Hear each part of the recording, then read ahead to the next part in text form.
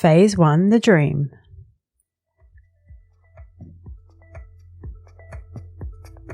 Hi, I'm Beck from Be Free Emotional Fitness Training, and I support women and girls to become emotionally stronger.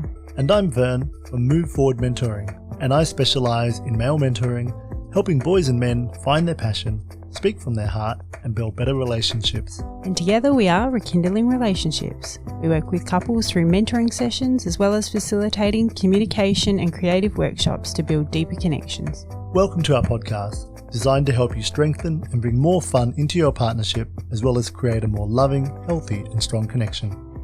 Hey everyone. Hey everyone.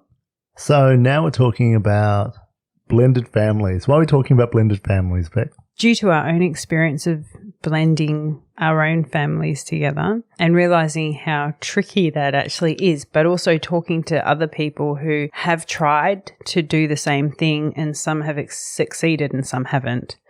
So we felt this was a pretty important podcast, didn't we? So it didn't seem like that long ago, but we brought together my girls and your boys, and we blended them during COVID. Like, it happened a lot over the whole initial start of the COVID period in 2020, where we brought them together. People find it quite funny that I have two girls and you have two boys, and there's been a lot of talk of the Brady Bunch. And they're all the same age pretty much too. Yeah, they're all between 11 and 14 years old.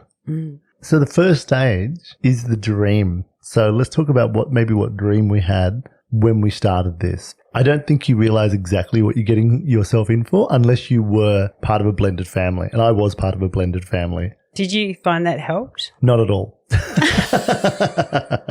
Not even close. At one stage, I had 5 stepsisters, 3 of them living with us. I think I was much older, sort of 18, 19. And I was So you're doing your own thing. I was doing my own thing, so I wasn't really fussed about it. But I wasn't parenting anyone, so this is a totally different scenario. Or you probably weren't even really being parented at that stage either. No, by that stage, I was doing my own thing. So there are 7 stages that families go through when they blend together. And this first stage we're talking about is the dream. And that's about being really optimistic about blending together and having all the fantasies about how good it will be being a family again. And rather than being a single parent and having to do everything. Yeah. And you're so in love, so you think that, your kids will blend really well and also love each other. And everyone will get along and we'll be this beautiful, big, happy family. There'll be no personality drama. Differences or drama.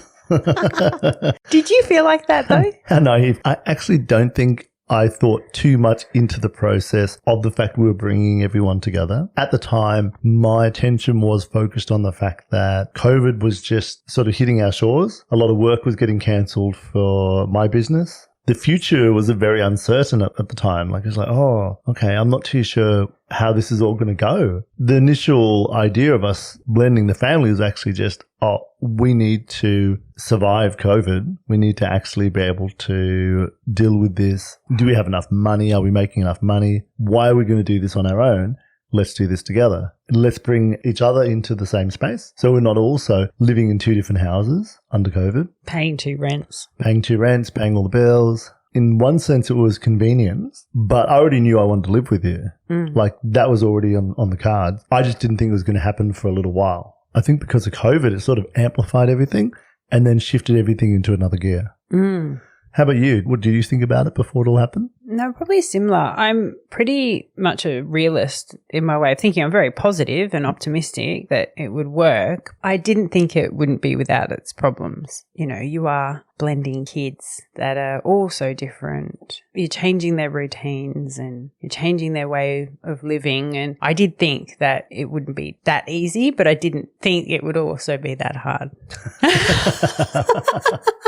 We brought teenagers together. So it's very different than if you were bringing together littlies. Who they'd probably adapt to it better. They'd probably adapt a lot better because they just go along with whatever's happening anyway. And if they were, if they're adults, then it wouldn't really matter. They would just go off and they'd be doing their own thing. We were in that sweet spot where they were, not old enough to be out on their own, but not young enough to just go along with everything that happened. Yeah. So it meant that there had to be a few conversations, and it happened pretty fast for them. I don't think anyone realized it was going to happen. And that's probably a good thing in some ways. Yeah. They just had to adapt to Yeah, it. they had to adapt. I mean, usually you wouldn't do that though, would you? You'd actually get them ready for it. Let's say you're thinking, okay, what are our shared values? You know, I believe that kids to do chores, but at the moment they don't do chores at your house, so you might get them starting to do chores. So it becomes this thing that you've instigated, but then when we blend the two families together, that's the norm. They're That's what we used do. to it. Yeah. True. So there wasn't that slow blending. Like we blended them quick. We put them into that cauldron of a big family. And that was a bit of a surprise for me. I've been raising the girls for nearly 10 years on my own, single. It was just the three of us. Then all of a sudden when we blended it, it was you and your boys and the two dogs and the cat. And Added extras you ordered. all the added extras, that it was just like this full house, wasn't it? And every meal was like, whoa, there's a lot of people sitting down around this table. Were you surprised at the way the kids reacted when we mentioned it to them? Do you remember we sat them down one afternoon after school? And we said, oh, we're going to move in with you. But we kind of did do it in a gradual way because we moved the boys into a caravan in the garden. Well, we had no choice because we didn't have enough rooms in the house at the time. Well, we could have. We could have moved the girls into one room and the boys into the other room. That would have been a nightmare. That would have been a nightmare because the girls don't get along as well as the boys do. So we kind of did do it in a gradual sense because the boys were in a caravan. But they were still part of the family. It was still a blended family. Yeah, but it wasn't like we were always in the house. No, that's true. How long did we do that for? Quite a while. It's probably 9 months. I think they were in the caravan. Maybe 8 months. Yeah. In some respects, that was gradual because they weren't actually in the house. Like they are now. Yeah. Yeah, the interesting thing about the dream phase, you really do have a bit of a fantasy about how it's all going to look. The kids could have this fantasy that they're going to get back with their parent. Like that's something which does come up for kids. And I know I'm part of a family which was separated, and that's something, you know, I always wished for as a kid. Did you? Yeah. Yeah, I always hoped that my dad would just be back in our lives and we would just go on as if nothing happened. Probably by the time I got to be a teenager, it wasn't the case. But definitely when I was younger, that was really important. And, you know, I know for maybe my youngest daughter, there's been this idea that maybe everything would just fix itself. So there is a bit of a fantasy about it. That's an interesting one because I asked my kids that, whether they hoped we would get back together or we would be a family, I guess, again. And they were both like, no, that would be really weird. Okay, so that wasn't really an issue for them. I felt for the most part the kids were quite excited about us all moving in together. Yeah, they except were. for probably the youngest who doesn't adapt with change so much. No, she doesn't like change, but she likes things how they were, to stay as they were. But for the rest, they were pretty embracing. Yeah, and I think they saw that the two of us really loved each other, but also had a really good connection. They could see that us being together was actually a really good thing, not just for us, but for them as well.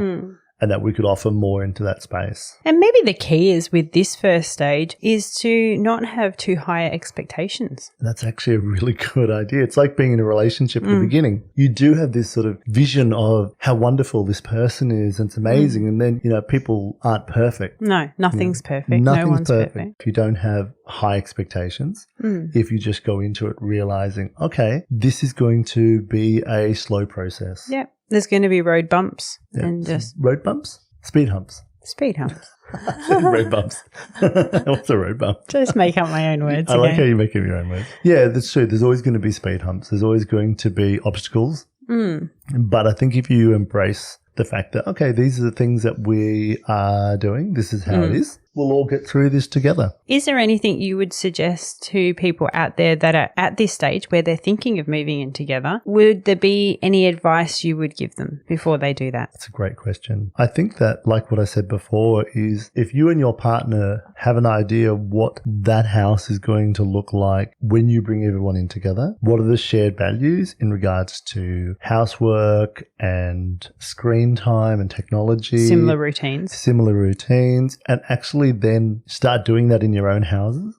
So then rather than going to a space and all of a sudden it's like, oh, my step parent is making me do all these things, It's, my own parent is making me do these things in this house. So they actually get to the point where their routines and the values and things are similar. Yeah. So when they do move into that same space, there's probably less of that pushing back and forth about what works and what doesn't work. So Beck, how about you? Do you have any advice for people who are at this stage of the relationship? I think you parent your kids and leave the parenting of the other person's kids to them, and just focus on forming a bond with the new kids, connecting with them. Building connection, not correction. You correct your own child, but you connect with the other person's child. That works really well. And that's something which I feel like I'm still trying to get used to. Initially, I was trying to manage everyone in the house. Okay, everyone's going to do it this way, which doesn't work. It's the inner teacher in you. It is the teacher in me. All right, everyone. Okay, class.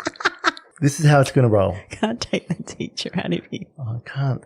Take the teacher out of the classroom, but not the teacher out of you. I have been trying to actually step back a lot, and I'm focused more on that connection. It's an interesting stage, the first stage, because you sort of don't know what's going to happen when you bring a whole lot of different personalities into one space. Who's going to get along? Who's not going to get along? What's going to be the problems? As you said before, don't have your expectations too high. Be really clear about each person's roles, each parent's roles in the space.